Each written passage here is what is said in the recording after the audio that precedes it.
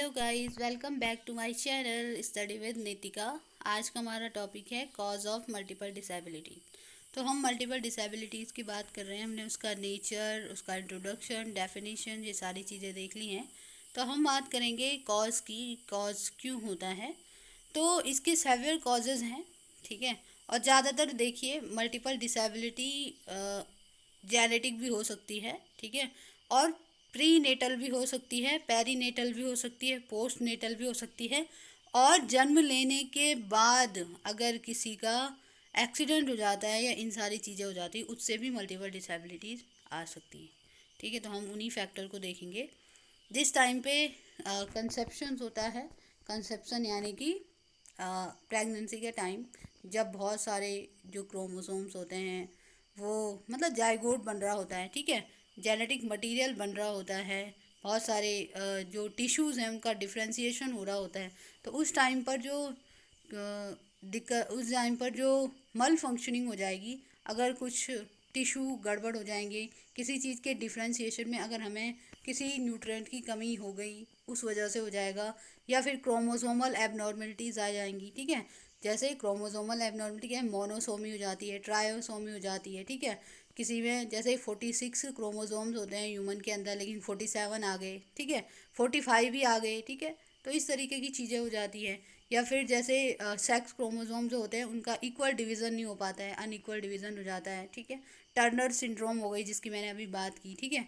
और cat cry syndrome, William syndrome, VCFS, इस तरीके की ये सिंड्रोम्स हैं जो होते हैं क्रोमोसोमल एबनॉर्मलिटीज़ की वजह से, ठीक है।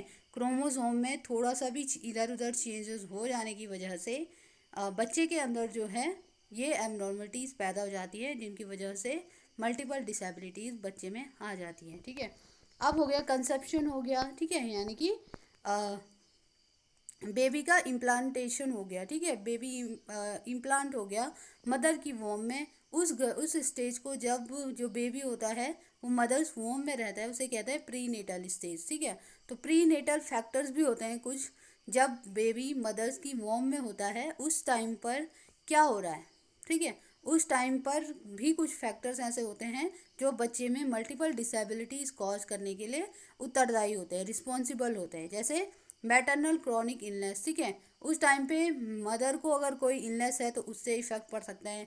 मैटरनल इन्फेक्शन, अगर मम्मी को कोई चीज़ का इन्फेक्शन हो गया तो ऑब्वियस सी बात है कि एक जो बेबी होता है वो अपनी मदर से प्लेसेंटा के थ्रू जुड़ा हुआ होता है, ठीक है। और प्लेसेंटा काफ़ी हद तक क्या होता है, सिलेक्टिवली परमिएबल होता है, लेकिन कुछ कुछ चीज़ें जो होती हैं जा सकती हैं, ठीक है, मदर टू बेबी में, ठीक है।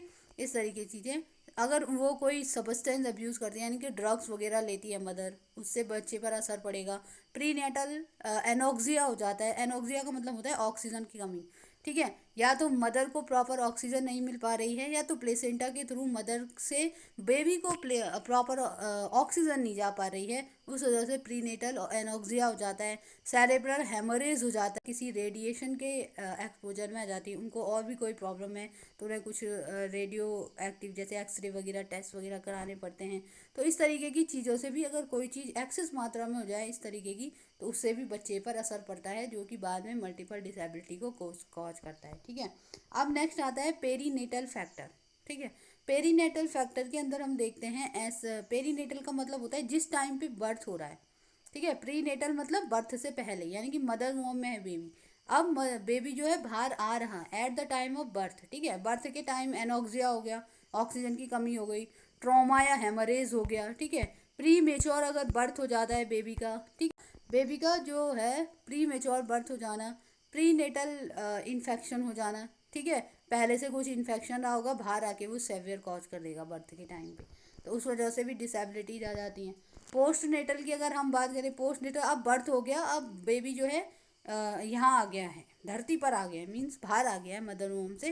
तो अब उसके साथ कुछ जैसे क्रॉनिक डिजीजेज या इन्फेक्शंस उसके साथ हो गए, एक्सीडेंट्स हो गए, या फिर रेडिएशन के संपर्क में आ गए, उसने कोई टॉक्सिक एजेंट ले लिया, माल न्यूट्रिशन हो गया, ठीक है। चाइल्ड अब्यूज़ की वजह से ये सब चीज़ें हो जाती हैं। पहले से ही उसे प्रॉपर न्यूट्रिशन नहीं मिला, प्रॉपर देखभाल नहीं मिली, तो इस तरीके का हो जाता है। या फिर लोअर सोशो इकोनॉमिक स्टेटस या पॉवर्टी की वजह से भी माता पिता अपने बच्चों पे ध्यान नहीं दे पाते हैं। पहले से ही क्या होता है कि पहले वो ठीक होता है, लेकिन बाद में क्या होता है, मल न्यूट्रिशन की वजह से उनकी हड्डियाँ ढंग से काम नहीं करती, तो वो वहीं पे क्या हो जाते हैं, हैंडीकैप्ड हो जाते हैं। ठीक है, उनके माइंड का डेवलपमेंट अच्छे से नहीं हो पाता है, या फिर कोई ट्रॉमा उन्हें लग जाता है बाहर आने के बाद। ठीक है, मतलब लाइफ में कुछ भी होता रहता है, किसी भी चीज़ का असर इंसान के शरीर पे तो पड़ता ही पड़ता है। ठीक है, तो उनसे भी क्या होती है, मल्टीपल डिसेबिलिटी कॉज हो सकती है। तो यही मल्टीपल डिसेबिलिटी के आज का हमारा नेक्स्ट टॉपिक है, educational program for multiple disabled children. ठीक है, तो हम उनको कौन कौन से एजुकेशनल प्रोग्राम हम चला सकते हैं डिसेबल्ड बच्चों, मल्टीपल डिसेबल्ड बच्चों को पढ़ाने के लिए। ठीक है, तो मल्टीपल जो हैंडीकैप चिल्ड्रन होते हैं, मैंने कल भी बताया था, दो टाइप की मल्टीपल डिसेबिलिटी होती है। एक तो ये कि जो केवल फिजिकली डिसेबल्ड होते हैं, फिजिकली, लेकिन उनका माइंड साफ होता है, वो एवरेज या अबव एवरेज या इंटेलिजेंट होते हैं आईक्यू लेवल के आधार पर। तो उन लोगों के लिए जो है अप्रोप्रिएट एजुकेशनल मेजर हम निकाल सकते हैं, जैसे अच्छा इंफ्रास्ट्रक्चर बना करके, ठीक है, उनको मदद करके एजुकेशन देने में, और टीएलएम का यूज़ करके, एक अप्रोप्रिएट रिसोर्सेज का यूज़ करके हम उनको दे सकते हैं।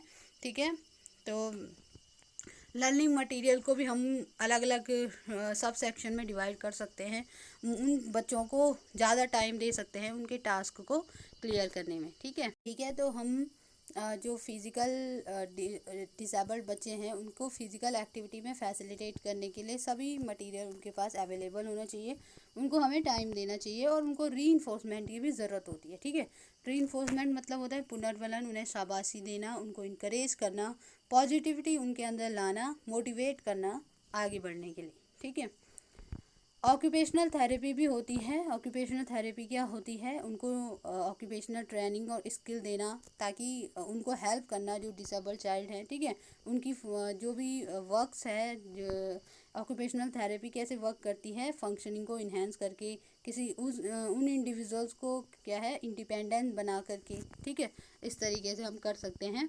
और सबसे बड़ी बात ये कि उनके अंदर सेल्फ इस्टीम को गेन करने में ये हेल्प करती है, सेल्फ एडिक्वेसी, सेल्फ एडेप्टेबिलिटी, इन सारी चीज़ों को उनको सिखाती है। ठीक है, बिहेवियर मॉडिफिकेशन टेक्निक भी होती हैं। ठीक है, किसके लिए, profound mental retardation are reinforced by general and yoga exercise. ठीक है, जनरल या योगा एक्सरसाइज के जरिए भी हम जो मेंटल रिटार्डेड हैं उनको थोड़ा पीसफुल स्टेज में ला सकते हैं। ठीक है, इस तरीके की चीज़ें समाज में चली रही हैं, चलती रहती हैं।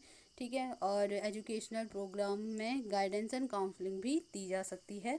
ठीक है, क्योंकि क्या होता है, अक्सर हम अपने चारों ओर देखते हैं कि अगर हम नॉर्मल नहीं हैं तो हमें क्या हो जाता है, थोड़ा अपने अंदर एक गिल्ट की भावना आ जाती है। गिल्ट मीन्स ऐसा खुद को हीन भावना से देखने लग जाते हैं। तो उसके लिए गाइडेंस एंड काउंसलिंग भी ज़रूरी है। समय समय पर गाइडेंस एंड काउंसलिंग कराना, बच्चों की मेंटल हेल्थ का ध्यान रखना, उनकी फ़िज़िकल हेल्थ का ध्यान रखना, और इस तरीके से हम डिसेबल्ड बच्चों को भी एक मेन स्ट्रीम में जोड़ सकते हैं।